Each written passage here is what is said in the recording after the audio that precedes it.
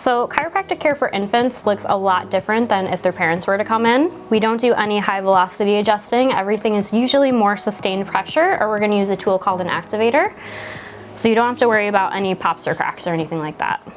So if we're not going to use our hands to adjust, we also have a tool called the activator, and all it does is provide a small impulse to the area that we're finding is a little bit stiffer, and typically we're going to use this through the thoracic spine and then in the lower SI joints or sacroiliac.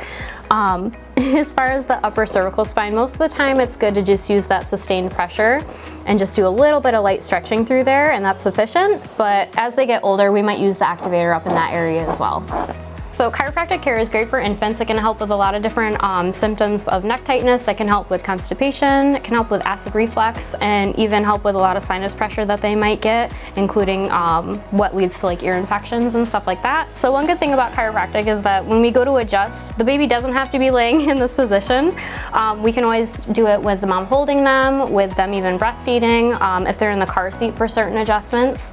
So whatever kind of works for them and is comfortable.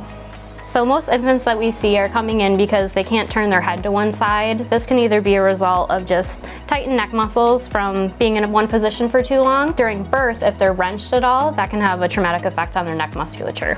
Now in the office, when we do our first evaluation, we assess their latch, make sure that they don't have any tongue tie, anything like that that might need a further consultation with like a breastfeeding specialist. What I'm doing right now is just kind of assessing her sacrum a little and her pelvis, seeing if one side's a little tight, which it is.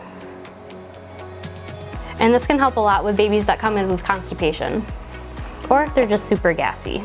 Can also do a little bit of a stomach massage if they're having gas. So we just kind of go a gently little circle over the tummy. If your baby's experiencing any of these symptoms, you can feel free to give our office a call at 594-0026.